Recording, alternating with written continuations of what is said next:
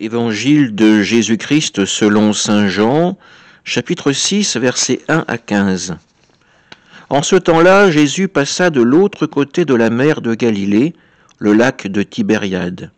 Une grande foule le suivait, parce qu'elle avait vu les signes qu'il accomplissait sur les malades. Jésus gravit la montagne, et là il était assis avec ses disciples. Or la Pâque, la fête des Juifs, était proche. Jésus leva les yeux et vit qu'une foule nombreuse venait à lui. Il dit à Philippe, « Où pourrions-nous acheter du pain pour qu'ils aient à manger ?» Il disait cela pour le mettre à l'épreuve, car il savait bien, lui, ce qu'il allait faire. Philippe lui répondit, « Le salaire de 200 journées ne suffirait pas pour que chacun reçoive un peu de pain. » Un de ses disciples, André, le frère de Simon-Pierre, lui dit, « Il y a là un jeune garçon qui a 5 pains d'orge et 2 poissons. Mais qu'est-ce que cela pour tant de monde ?» Jésus dit, « Faites asseoir les gens. » Il y avait beaucoup d'herbe à cet endroit. Ils s'assirent donc au nombre d'environ 5000 hommes. Alors Jésus prit les pains, et après avoir rendu grâce, il les distribua aux convives. Il leur donna aussi du poisson, autant qu'ils en voulaient.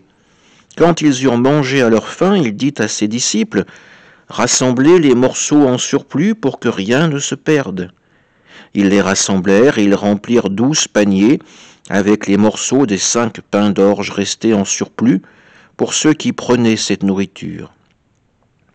À la vue du signe que Jésus avait accompli, les gens disaient, « C'est vraiment lui, le prophète annoncé, celui qui vient dans le monde. » Mais Jésus savait qu'ils allaient venir l'enlever pour faire de lui leur roi.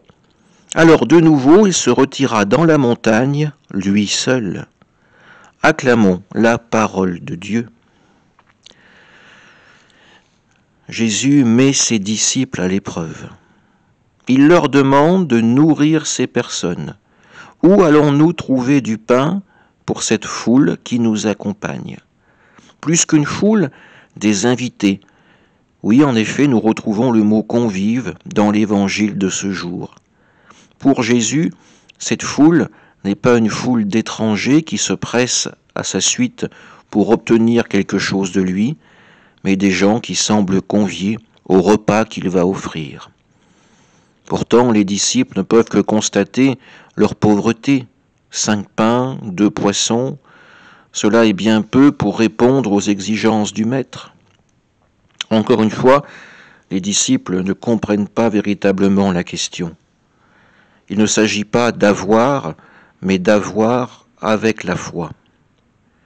La prière de Jésus est adressée au Père, car lui seul peut nourrir ses enfants. Et cette prière est exaucée. Les pains, les poissons suffiront amplement, même de manière extrêmement généreuse, à combler la faim de chacun. Personne ne sera dans le manque. Tous auront reçu ce qu'il leur fallait. Cela nous rappelle la manne du désert. Les disciples aujourd'hui, comme nous-mêmes, ont reçu une leçon, celle d'avoir confiance en Dieu, de ne pas compter uniquement sur nos forces, sur ce que nous possédons. Là où le manque se fait sentir, n'ayons pas peur d'implorer le Seigneur, de lui témoigner notre foi, notre confiance et notre amour. Amen.